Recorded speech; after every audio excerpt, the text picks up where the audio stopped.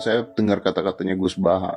Dunia ini likuidasi, orang bisa gempa, bisa lahar turun kapan saja. Kalau orang yang belajar geologi tiap hari memikirkan itu, orang takutnya mati karena itu katanya. Kalau orang tahu kalau mati aja ngelindur bisa tidur ngelindur bisa mati, orang lama-lama nggak mau tidur. Kalau kita dikasih berita negatif terus, lama-lama orang jadi negatif terus, nggak ada yang lagi mau balik lagi untuk hidup normal gitu.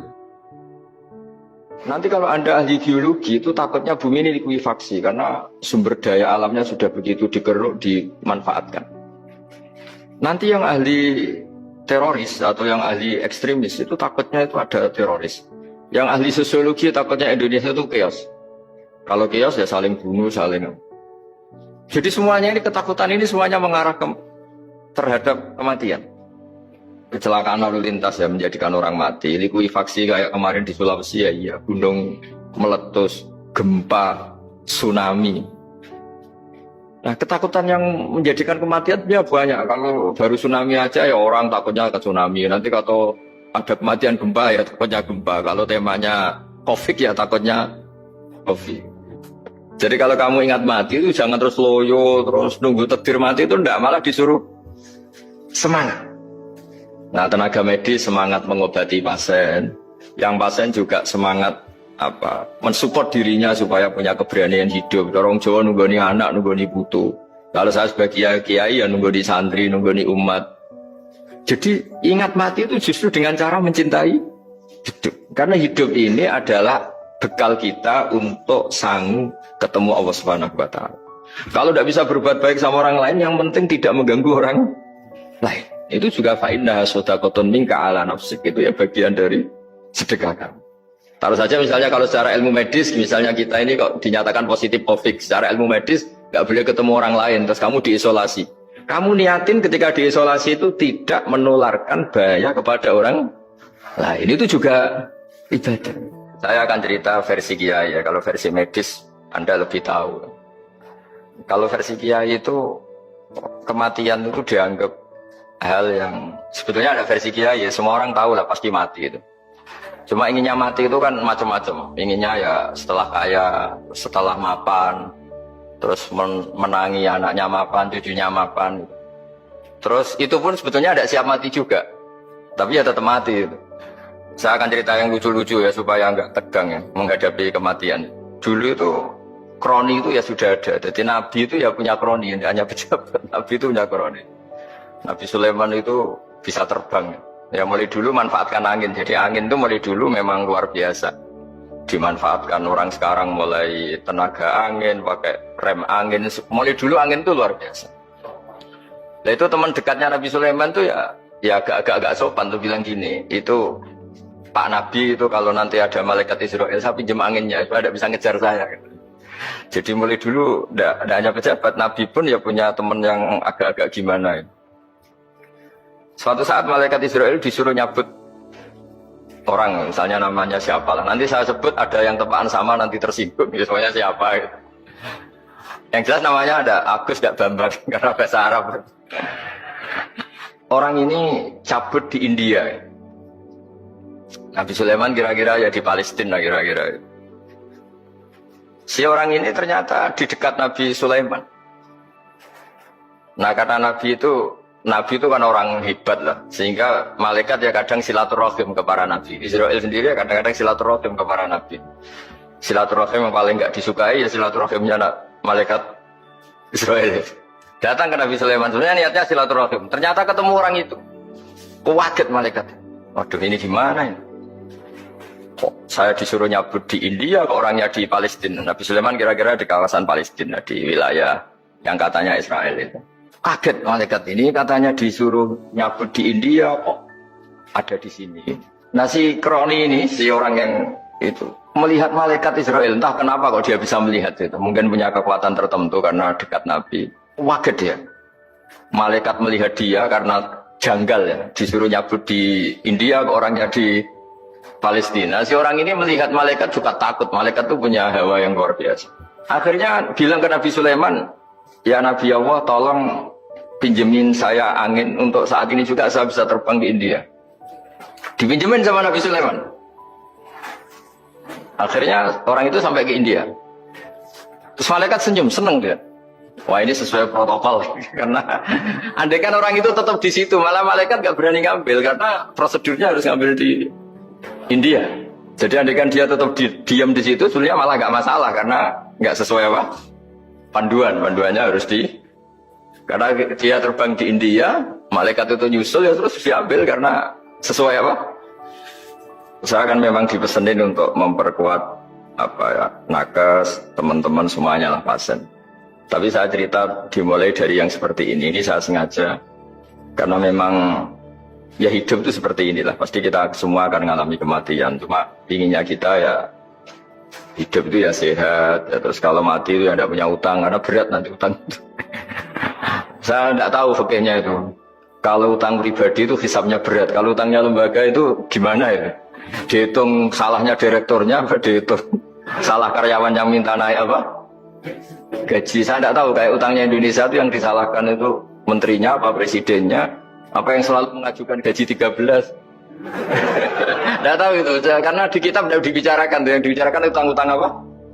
Nah singkat cerita itu kalau ngadepin kematian atau sebenarnya yang ngadepin kehidupan juga kita ini. Inna sholati wa nusuki wa mahyaya wa mamati lillahi rabbil alamin. Saya bicara ilmunya kiai. Misalnya si A itu sebenarnya sudah ditulis dia mati karena kecelakaan. Yang satu ditulis mati karena sepuh, karena tua. Yang satu mati karena tersedak. Yang satu mati karena ngelindur. Mungkin yang satu mati karena tenggelam. Laqad kunta fi ghaflatin min hadza fakashafna ankal ghita'aka fabasarukal yauma hadid. Manusia ketika di dunia itu dianggap tidur. Tidur itu dengan tanda kutip itu bodoh. Bodoh itu tidak tahu. Fakashafna angkal ghita'aka. Nanti setelah kamu mati itu pinter. Tapi ketika Anda pinter sudah meninggal, sudah tidak bisa memperbaiki kesalahan-kesalahan kita. Nah di sini saya ingin mengingatkan apapun kondisi kita, yang jelas itu ingat selalu kepada Allah Subhanahu wa taala. Caranya ingat gimana? Kata Nabi, kamu bayangkan musibah yang lebih ekstrim, kamu akan tahu yang kamu alami itu ahwanu wa aisar. Yang kamu alami itu ringan sekali. Ringan seringan-ringannya. Saya beri contoh ya, kalau Anda belajar misalnya orang ahli meteor, ahli apalah, ahli perbintangan. Ketakutannya pasti benda langit ini jatuh kemudian menimpa bumi. Nah, ketakutan yang menjadikan kematian ya banyak. Kalau baru tsunami aja ya orang takutnya ke tsunami. Nanti kalau ada kematian gempa ya takutnya gempa. Kalau temanya COVID ya takutnya COVID. Terus kalau ada tetangga mati karena ngelindur ya baru gue nak turu hati-hati nggak nak mati ngelindur. Nah masalahnya kan kita tidak tahu, nggak tahunya itu. Ya tadi takutnya COVID ternyata catatannya itu mati kecelakaan. Takutnya kecelakaan ternyata matinya itu ngelindur. Kan kita tidak pernah tahu. Dari tidak pernah tahu itu kemudian agama datang dengan anjuran sudahlah kamu tawakal bahwa semua urusan kamu di tangan Allah Subhanahu wa taala. Inna sholati wa nusuki wa mahyaya wa mamati lillahi rabbil alamin la syarikalah. Yes, ibadah kita, sholat kita, hidup kita, mati kita semua di tangan Allah Subhanahu wa taala. Sehingga dengan berpikir begini ini melihat COVID itu ya kayak melihat potensi kematian yang lain, kayak karena gempa, likuifaksi, kecelakaan, karena ngelindur, karena macam-macam. Kenapa saya membuat menyarankan ya supaya orang berpikir demikian, supaya bersyukur bahwa kita ini dihimpit, di sekelilingi penyebab kematian tadi. Kalau kita ahli meteorologi mungkin takutnya itu asteroid jatuh, terus kemudian meteor jatuh yang nggak habis digesek oleh sistem alam, terus macam-macam. Yang ahli gempa juga takutnya gempa, yang ahli tsunami takutnya tsunami, yang ahli sosial takutnya Indonesia chaos, kemudian saling apa? Bunuh, saling apa dan sebagainya dan sebagainya. Nah dengan keadaan seperti ini kita ini baik sekali. Bukan sekedar baik, baik sekali. Kita tidak mengalami chaos sosial, kita tidak mengalami likuifaksi, kita tidak mengalami benturan benda langit di bumi kita. Karena itu sekali terjadi, bukan 1-2 lagi, tapi habis seluruh Indonesia, mungkin seluruh dunia. Nah di sini cara Allah membuat kita selalu bersyukur bahwa hal-hal itu tidak terjadi. Jadi ada sebuah ayat yang Allah selalu mengingatkan, A'amintum man fis sama ayyakhsifa bikumul ardo fa idza hiya tamur. Kamu boleh sekali-kali berpikir Bumi ini justru potensinya itu likuifaksi, potensinya itu hancur karena di bawah itu ada magma, ada minyak, ada macam-macam. Ini kan di bawah ini kan ngerongkong cara Jawa itu karena diambilin terus. Piro-piro diambil ya ini ya ono masih bisa dipakai. Belum sistem bumi sendiri wafil arti kita mutajawirat, bumi sendiri itu berupa lempengan-lempengan. Setiap saat itu potensinya geser, sekali geser ya jadi gempa. Terus belum benda langit yang potensinya juga jatuh, sekali jatuh ya habis. Jadi yang kita ini dikepung sekian potensi yang bisa menghancurkan kita. Tapi nyatanya, mulai Nabi Adam sampai sekarang tuh ada kehidupan, ada khayal. Sing Joko yang kepengen payu rabi, mungkin sing wis payu rabi ya mbah kepengen mbah roh. Macam-macam lah. Tapi yang jelas itu wong dikepung kematian kok ya khayalnya masih tinggi gitu. Tapi ini saya cerita supaya orang Indonesia itu ngerti lah bahwa yang ngepung kita itu tidak hanya COVID. Ta'addadatil asbabu wal mautu wahidu. Sebab kematian bisa macam-macam, tapi kesimpulannya tetap saja namanya mati. Islam itu mengajarkan aksiru min dzikri hadhimil ladzat. Kamu harus banyak ingat mati. Tapi uniknya Islam itu menyuruh ingat mati itu disuruh justru semangat hidup.